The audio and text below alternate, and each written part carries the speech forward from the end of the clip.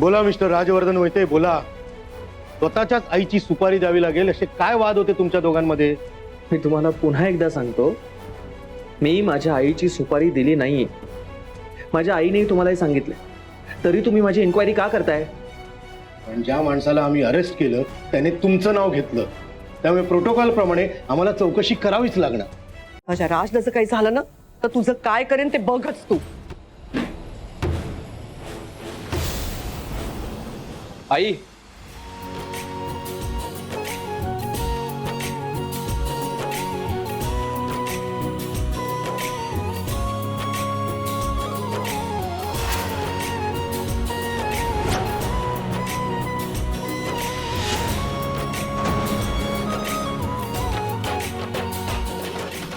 राज राज राज आलास तुम्हाला.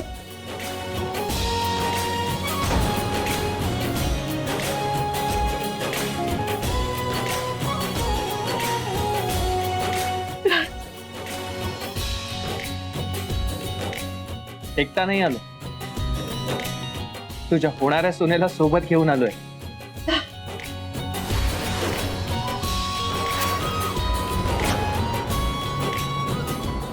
कावेरी,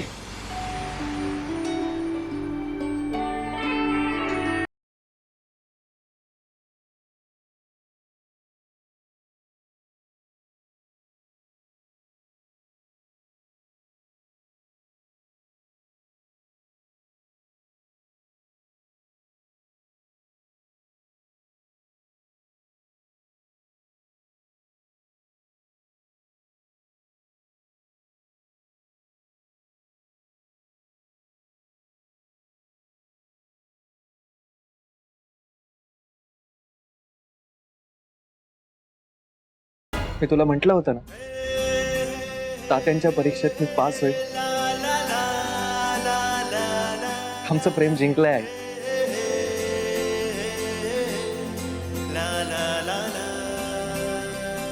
तुला कावेरीच या घरची सून म्हणून हवी होती ना.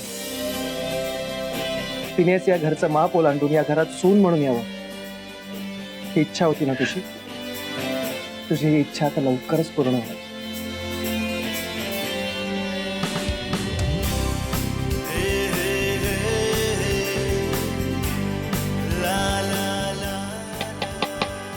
Excuse me.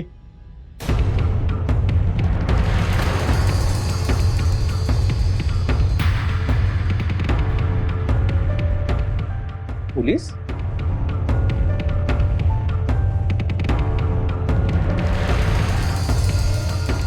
काय झालं? मी सब इन्स्पेक्टर अमित साळुंके. रत्नामाला मोहिते यांना खंडणीचे ज्यांनी फोन केले होते त्यांना आम्ही ताब्यात घेतलंय आणि त्याने अशी जबानी दिली आहे की त्याला रत्नमाला मोहितेंची सुपारी राजवर्धन मोहिते म्हणजेच तुम्ही दिली.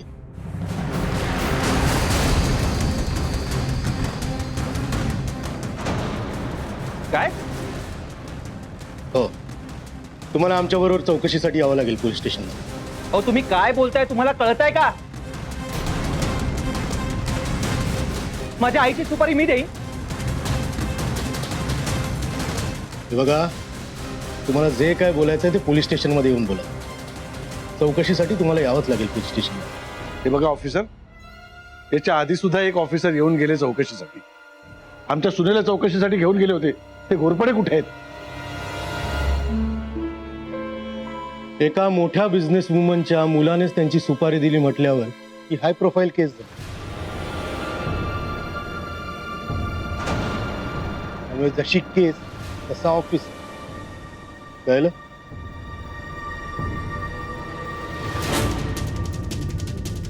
नाही म्हणजे आधीच्या ऑफिसर कडून ही केस काढून घेतली आणि आता ही केस मी सांभाळतो.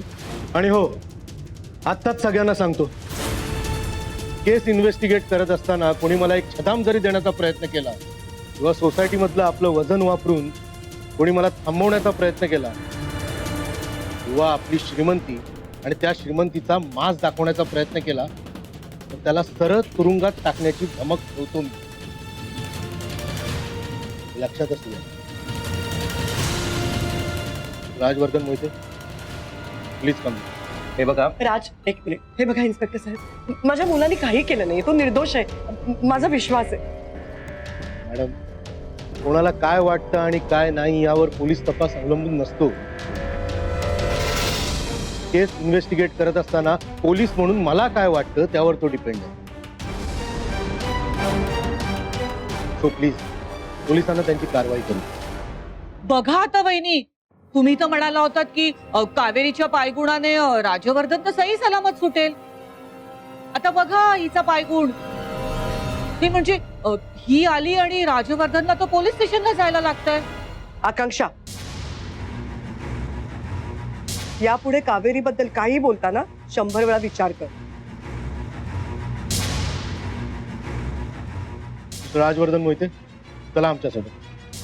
हे बघा, तुम्हाला पोलीस म्हणून काय वाटतंय मला माहित नाही, पण तुम्ही ज्याला अरेस्ट केली आहे तो तुम्हाला चुकीची माहिती देतोय. हे कळत नाहीये तुम्हाला? पोलिसांना काय कळतं आणि काय नाही हे तुम्ही आम्हाला सांगायची गरज नाहीये. त्यामुळे किमान चौकशीसाठी तरी तुम्हाला पोलीस स्टेशन मध्ये यावंच लागेल. राज, ते चौकशीसाठी घेऊन चाललेत ना, जा तू. माझी खात्री आहे, माझा विश्वास आहे तुझ्यावर. अरे आता परमेश्वर जरी माझ्या समोरून उभा राहिला आणि तो म्हणाला ना हे कृत्य तू केलंयस, तरी देवावरती विश्वास ठेवणार नाही मी. इतका माझा तुझ्यावर विश्वास आहे. तुझी बाजू सत्याची आहे. सगळं देखील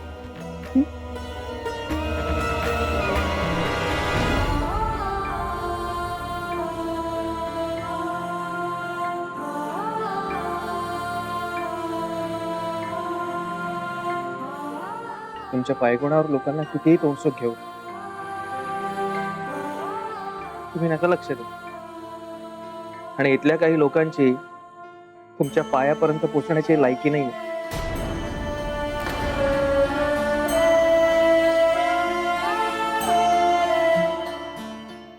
काळजी करू नका, मी येतो. चला.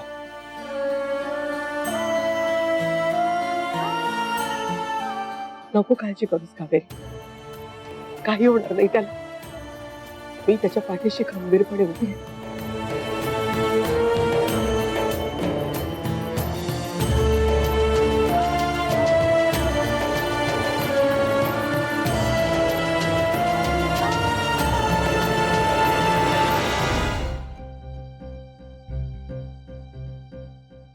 काय ग, बिस्किट आणलीस? आणलीये. हा.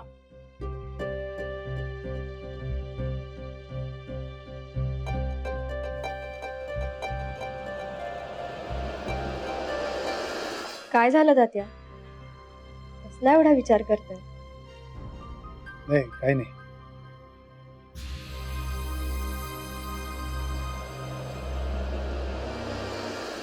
गौरे, बाय पोचली असेल ना ग मुंबईत?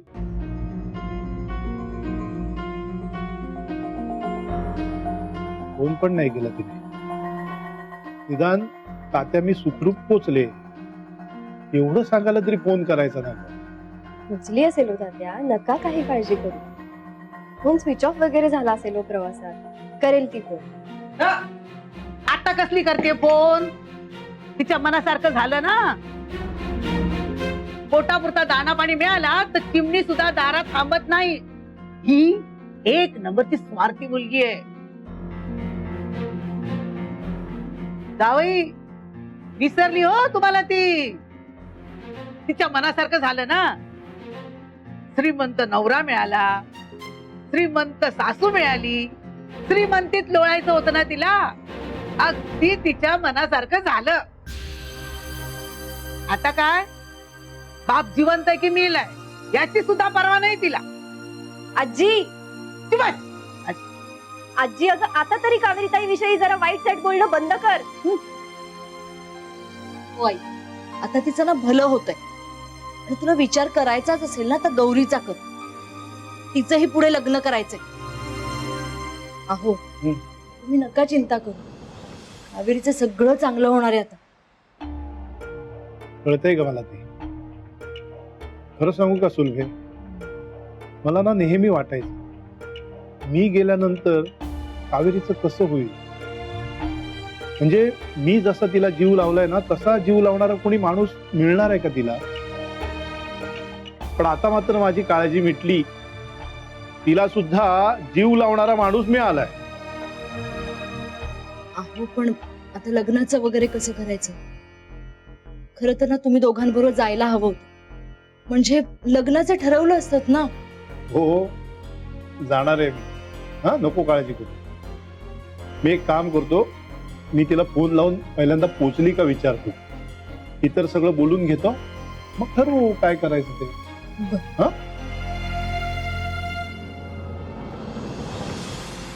असं कसं वाटू शकतं पोलिसांना? राजवर्धन सर असं का करतील? मुळात कोणीही आपल्या आईच्या बाबतीत असं का करेल? अगं असतात अशी काही माणसं जगात, जगण्यासाठी स्वतःच्या आई वडिलांचा सुद्धा खून करतात. पेपर येत नाही वाटतं तुमच्या गावात? आकांक्षा काय आहे ना, कावीळ झालेल्या माणसाला सगळं जग पिवळं दिसतं. तुझंही तसंच आहे. तू स्वतः कपटी आहेस ना, त्यामुळे तुला सगळेच कपटी वाटतात. प्रश्न जग कसं आहे, कोणाकडे पेपर येतो, पेपरात काय, तर हा नाहीये. प्रश्न हा आहे की माझा राज या सगळ्यातनं सही सलामत कसा सुटेल.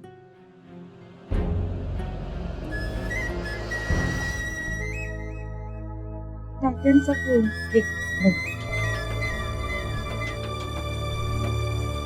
हॅलो तात्या.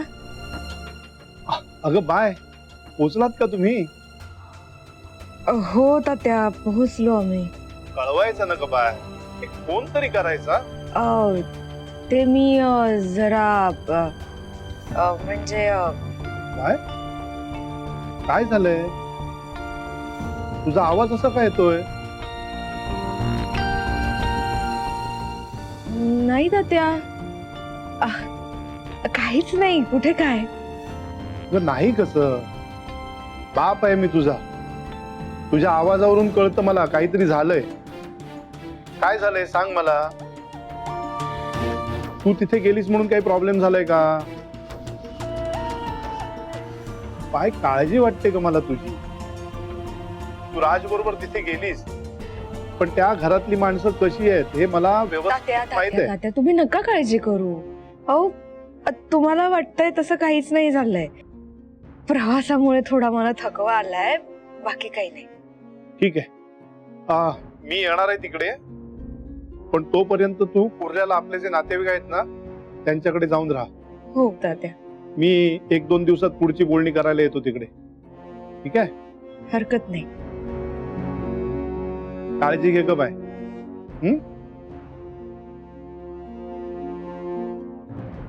कावेरी, काय काय झालं? त्यांना माझ्या आवाजावरूनच कळलं की इथे काहीतरी घडलंय. बरोबर आहे ना बाळा, वडील आहेत तुझे, ते त्यांना जाणवणार असतं तुझं दुःख. पण बरं झालं तू त्यांना काही सांगितलं नाहीस. ते तर बिचारे तिकडे काळजी करत बसले असते ते. मॅडम, पुढच्या 1-2 दिवसात लग्नाची बोलणी करायला तात्या इथे यायचं म्हणताय.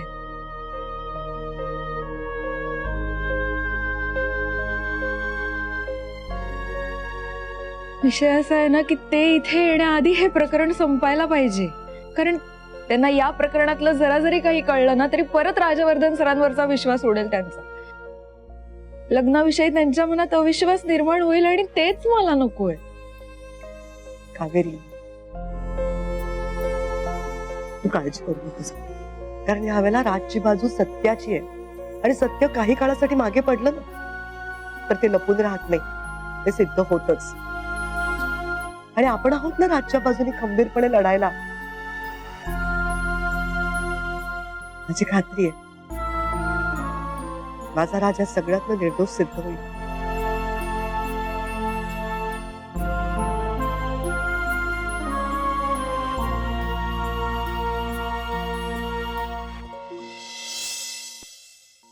बोला मिस्टर राजवर्धन वैते, बोला. स्वतःच्याच आईची सुपारी द्यावी लागेल असे काय वाद होते तुमच्या दोघांमध्ये? मी तुम्हाला पुन्हा एकदा सांगतो, मी माझ्या आईची सुपारी दिली नाहीये. माझ्या आईने तुम्हालाही सांगितलं, तरी तुम्ही माझी इन्क्वायरी का करताय? पण ज्या माणसाला आम्ही अरेस्ट केलं त्याने तुमचं नाव घेतलं, त्यामुळे प्रोटोकॉल प्रमाणे आम्हाला चौकशी करावीच लागणार. बर, तुम्ही गुहागरला का गेला होता? होतं माझं एक पर्सनल काम. बरोबर त्याच वेळेला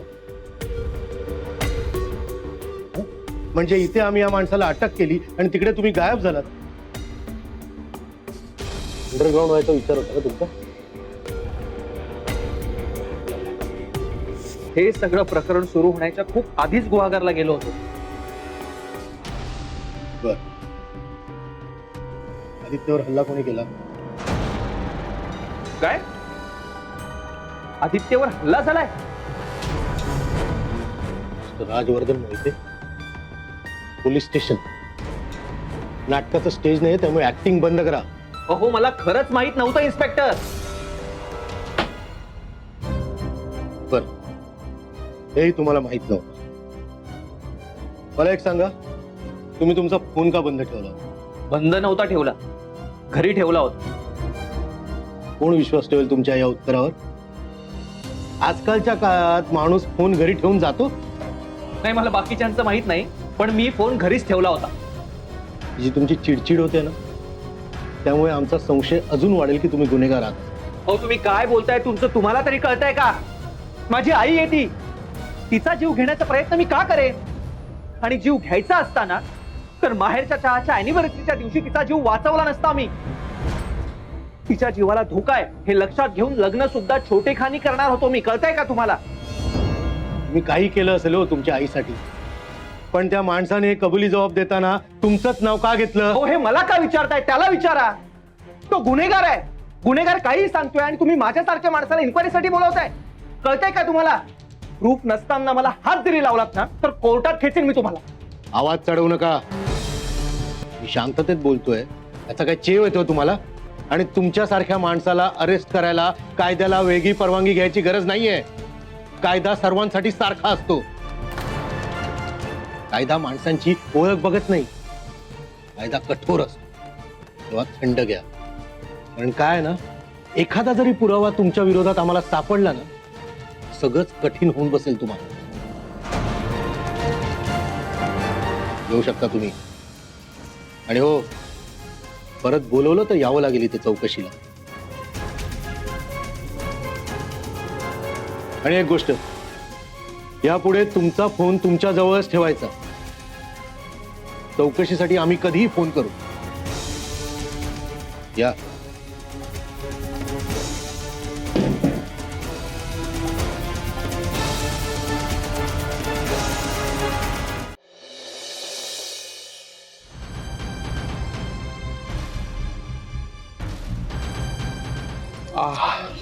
आदित्य सर, तू ये इथे बस आधी. ये बस.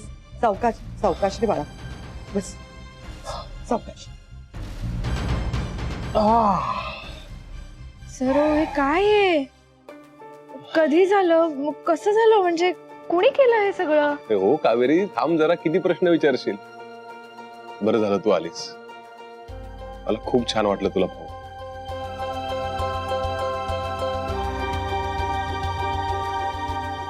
आणि हे सगळं कसं झालं, का झालं, मला काहीच माहित नाही. कोणीतरी ना ठरवून हल्ला केलाय माझ्यावर. आदित्य, राज, काय झालं? तू ठीक आहेस ना? राज, मी एकदम ठीक आहे. कोणी केलं हे सगळं?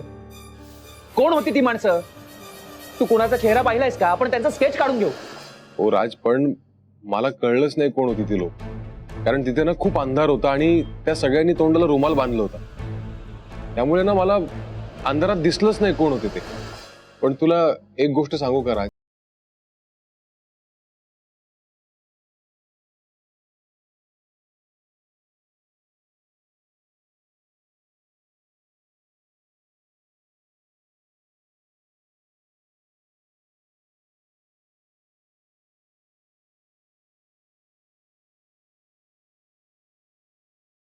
राज, बाळा, आता तू पोलीस स्टेशनला गेला होतास, तिकडे काय झालं? नाही, काही नाही झालं. तू तू नको टेन्शन घेऊस. ते होईल सॉर्ट आउट. आणि राज, आदित्य म्हणतोय ते बरोबर आहे. मलाही असंच वाटतंय. कोणीतरी ना मुद्दाम तुझ्यावरती सूड उगवायला, तुला सगळ्यात अडकवायचा प्रयत्न करतो.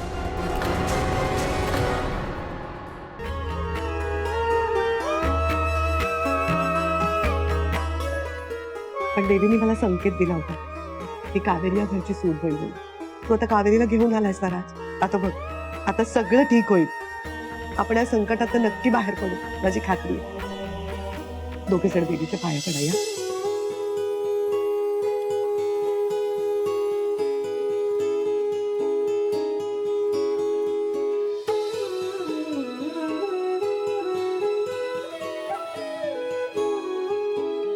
आई, या दोघांचं रक्षण कर.